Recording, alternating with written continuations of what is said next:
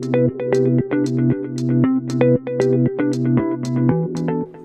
Positive breast cancer কে একসময় আক্রমণাত্মক breast ক্যান্সারগুলোর মধ্যে অন্যতম বলে বিবেচিত হতো, কিন্তু লক্ষ্যভিত্তিক বা টার্গেটেড থেরাপি আসার পরে এই রোগের চিকিৎসায় এক যুগান্তকারী পরিবর্তন দেখা গিয়েছে।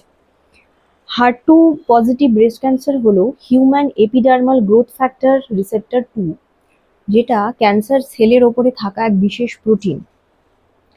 দেখা গেছে 15 থেকে 20% ব্রেস্ট ক্যান্সারের ক্ষেত্রেই এই প্রোটিন বেশি পরিমাণে প্রকাশিত হয় এবং এটি ক্যান্সারকে দ্রুত বৃদ্ধি পেতে সাহায্য করে।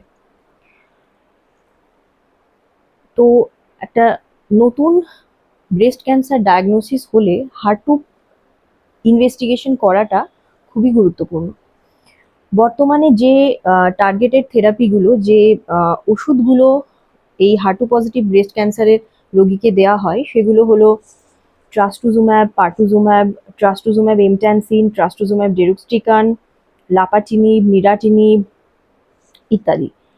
এই ওষুধগুলো সাধারণত সার্জারির আগে বা পরে, কেমোথেরাপির সাথে বা রেডিয়েশন থেরাপির সাথে বা হরমোন থেরাপির সাথেও ব্যবহার করা হতে পারে।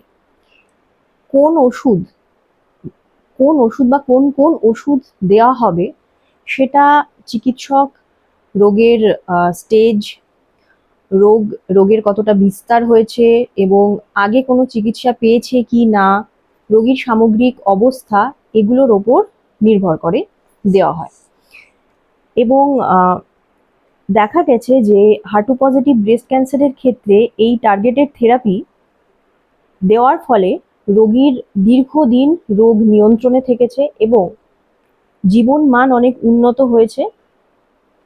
এমনকি মেটাস্ট্যাটিক HER2 পজিটিভ ব্রেস্ট ক্যান্সারের ক্ষেত্রেও টার্গেটেড থেরাপি অনেক উপকারী, যেটা দীর্ঘদিন রোগ নিয়ন্ত্রণ রেখে রোগীর সামগ্রিক জীবনযাপন অনেক বেটার করেছে।